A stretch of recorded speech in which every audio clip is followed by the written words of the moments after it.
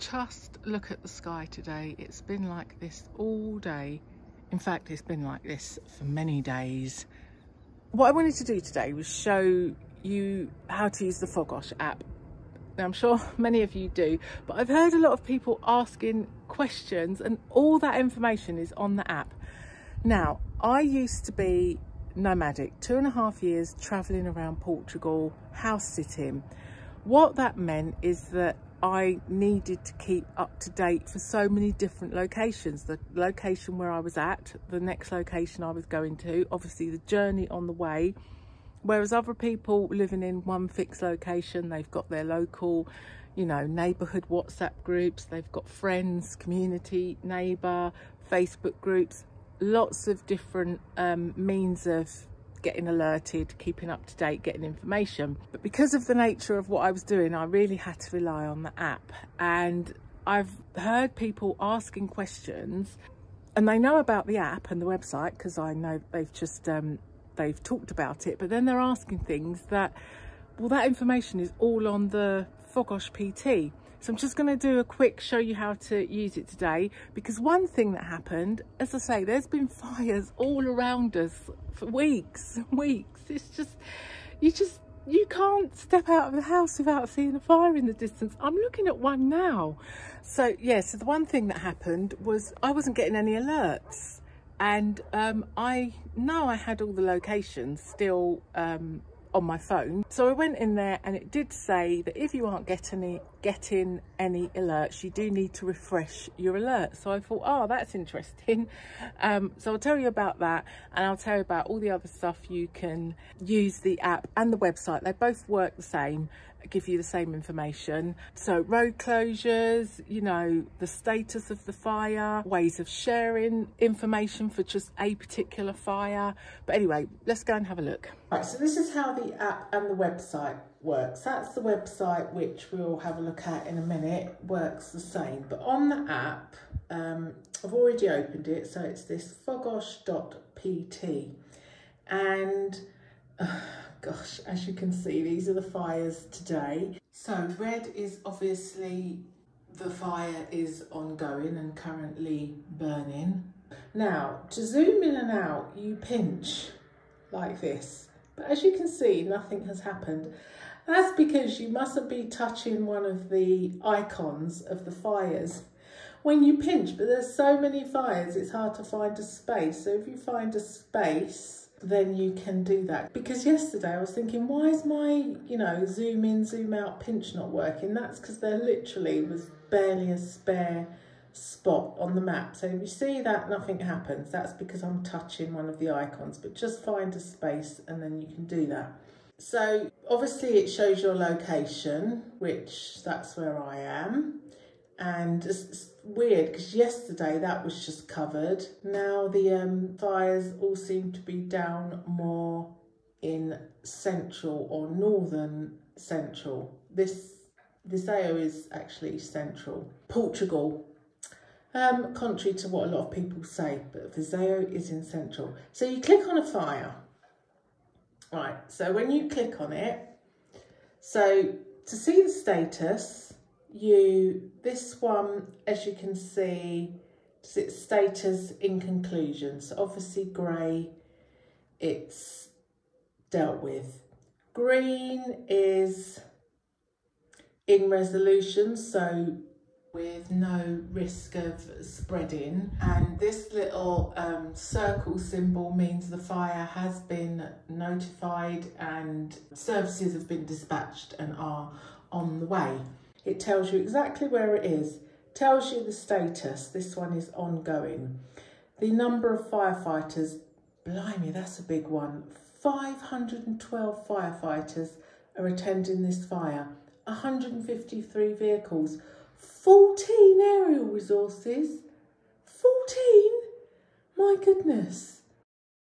So for notifications, let's just choose another fire here. So this one, nowhere near as big as that one we just looked at. So I'm going to click this to turn on notifications for this fire. So now if we go to our notifications, And then the first choice is where you tick all the places that you would like to be notified of. So that's mine, I've got a few ticks there, right? And then this, as you see, that is the file we just clicked on. This is constantly updating. It's all happening as we speak. That's the website. That's the notification that I just clicked on. So this is where I've chosen individual fires to be notified about. This is a few different choices of what you want to be notified. And this is where, what I mentioned earlier. So the cog, the wheel at the end on the right hand side. If you're not getting notifications, click there, and then it says if you're having problems with receiving notifications, click the button below, and you just click that and it refreshes. So if you're not getting notifications, that's where you need to go.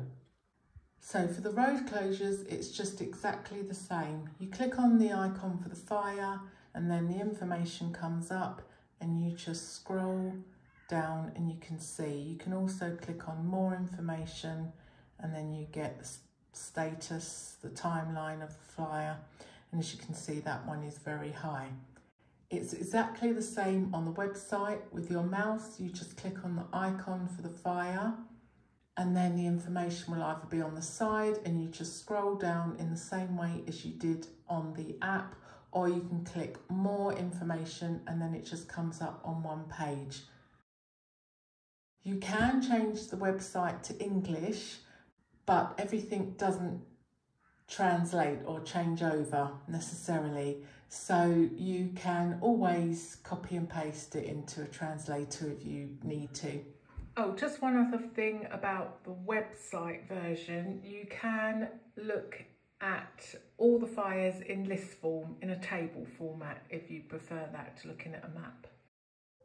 This is where, for this particular fire and this information, you could share. So you click the share button, and you've got all your different choices, however your phone's set up. So another thing what's really useful is changing your view. So if you see, we've just got a default map view here, but if you go into this little icon in the top right hand corner, you can see that, turn it off, turn it on, that's satellite view, because that can be really handy. I mean, I use this when I'm out and about, and there'll be paths and roads which do not show on Google Maps at all. Then if you go into satellite view, you can often see, you can see exactly paths, tracks, that so many of them are not on Google Maps. So if you was caught, you'd been caught short, you couldn't see, the roads are closed, you can use this view to look at an escape route. I mean, the tiniest of paths, even if there isn't a path, obviously it will show you what the terrain's like, so you know whether you can try driving, try walking over it. So that's really handy if you're in a situation where it's a little bit too late to be looking at the map for different escape routes. You can see, you can see the terrain, which is quite handy. Obviously you can do that in Google Maps as well, but if you're doing it within the Fogos app, you've obviously got the fire icons showing you what's going on fire-wise at the same time. Because obviously in Google Maps it does show you fires as well, but it is no way as up to date, nowhere near as up to date as this. So yeah, I can't remember what this is. I really have no idea what that is, but you can play around with it, but obviously play around with it before there's a fire and you're in an emergency situation, and like a good Girl Scout, be prepared.